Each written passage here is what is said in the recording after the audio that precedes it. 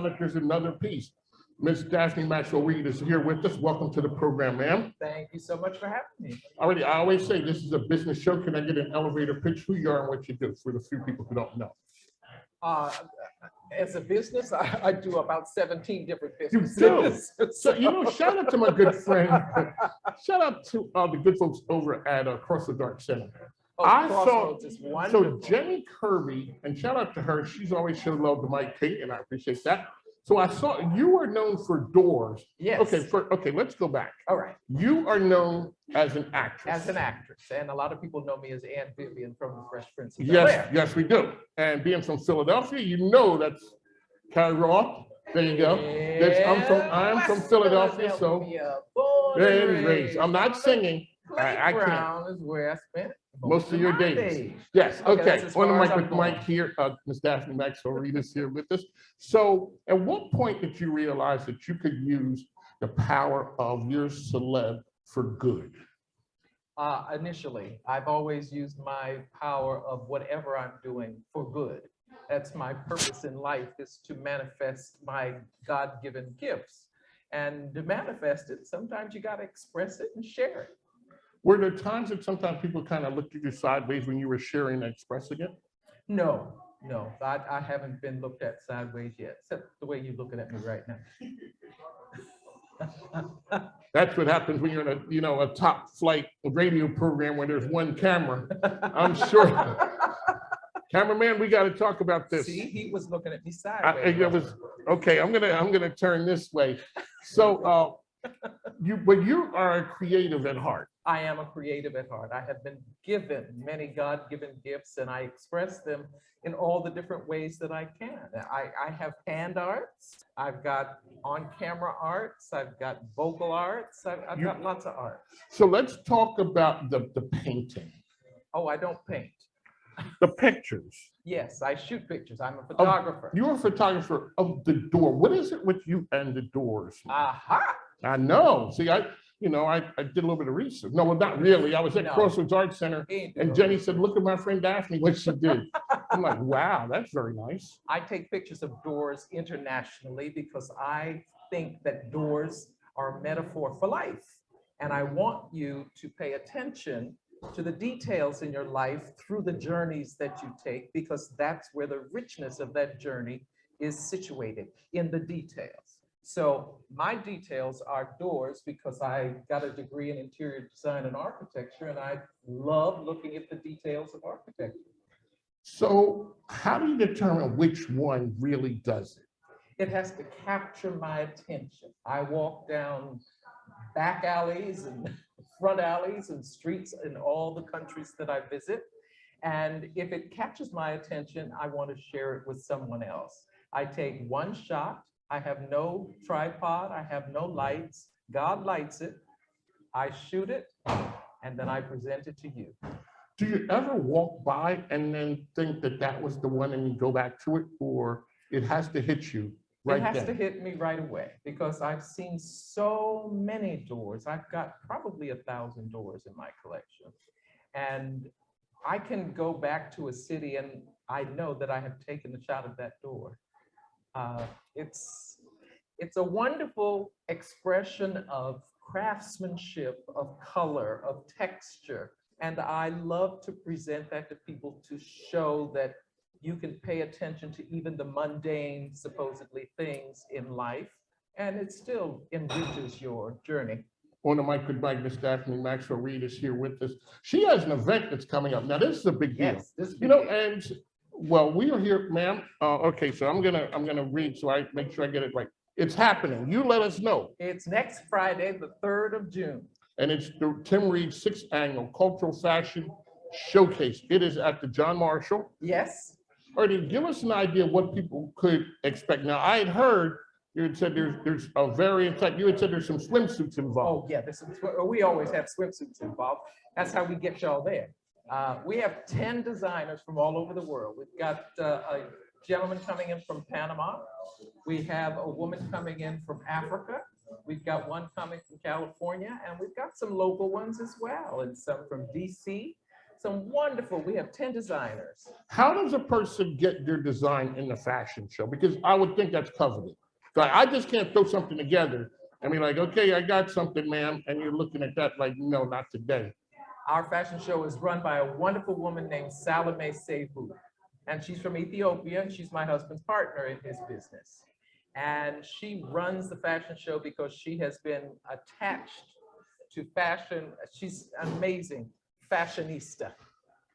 When you go from genre to whether it's acting to fashion to creating, is the process the same? The process of creation is the same. You have to imagine it, you have to manifest it, and then you got to sell it. Now that's the part, the selling it. You have to sell your dream to other people. And sometimes I think that people may find that hard because you have to be able to sell your vision, your dream to somebody else and make it theirs so the cash changes hands. Yes, you have to inspire them to want to have whatever it is you're doing. And what I do, I consider art. So I sell it as art, not just as something I made, because I'm also a designer and a dressmaker. And it is known that when you roll with all of your things with you, keep a lot of things with you. Like, is that true? I always have a sewing machine and a camera. All through my whole life. Since I was 7 years old, I've had a camera and a sewing machine. Those are my tools, and that's what I use. What came first, the sewing machine or the camera? The sewing machine. What were the things that you sewed? What was the first things that you were able to sew? Doll clothes, probably, but I started making my own clothes at age 9. And then I made my own clothes through high school, college, all the time. I still make my own clothes. On the Mic with Mike, Miss Daphne Max Reid is here with us on the Mic with Mike. This is the best business radio program around. What inspires you when you go from one genre to the next? What's the inspiration? I get inspired by the possession of fabrics. I'm a fabricaholic. So oh, really? It's the color, the texture of the fabric that inspires me. Just like when I'm looking at doors, it's the color, it's the craftsmanship of the door that inspires me.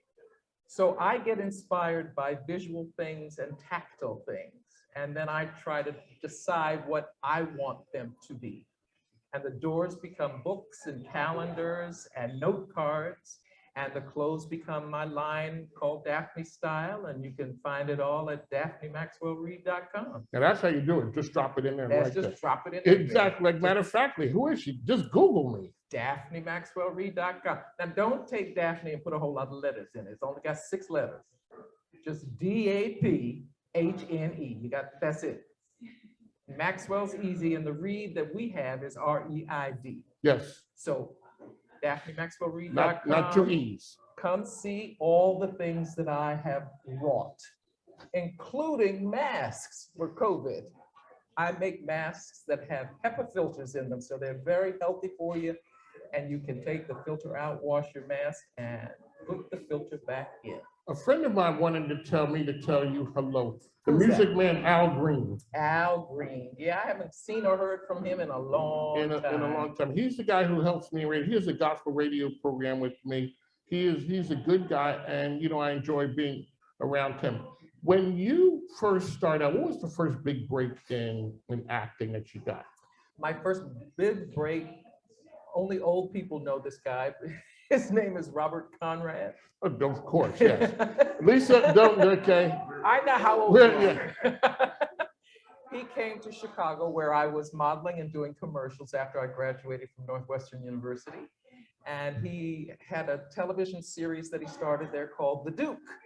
And he hired me to be a regular on his series. And I haven't stopped working since 1974. What was the call back home when you let them know that you were a paid actress? You were going to be on TV. They didn't care. Yeah, okay. Oh, good. Okay. All right. Okay. And so you've gone through that theater. No, never did theater. No desire or? No, they work too hard. No, that's not my medium. I'll watch it, but I don't want to repeat the same thing every day. So you guys had a production facility as well. We built a studio. That's what I'm talking A about. full-service film studio in Petersburg, Virginia, back in 1997. How revolutionary was that? That was the first Black-owned movie studio since the 40s, and it was the first full-service film studio in the state of Virginia. But it was poor timing on our part since we couldn't get the legislature to understand tax credits. So we worked there about 18 years and then I sold it. What did it take to get that? I mean, that's visionary. That's my husband's vision. I'm just a worker bee. When he was talking about his vision, did people get it? Yes, because he had already produced film and he had produced television series, and he's a writer and a director, and he's very talented in that field. And he said, well, since I'm doing all of this, I might as well do it at a facility that I own. So we did. And it put Petersburg on the map because all of a sudden people start realizing exactly what was going on down there. It was a bunch of creators. You guys are bringing that to the marketplace. What do you think right now is the driver for Richmond and it's such a creative hotspot? I think we have a great film department here, a film office that recruits wonderful films to shoot here because we've got all sorts of visuals that they can use to help enhance their productions.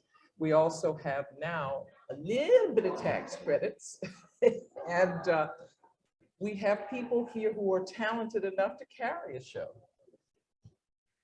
When people come to you with the advice of how to make dreams come true, what do you tell them? How do you make a dream come true? Take one step forward.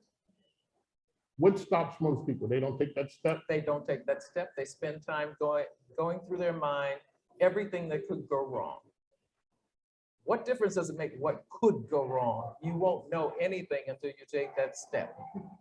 Jump off the cliff and fly. Do it go along the path that is your path toward what you're doing.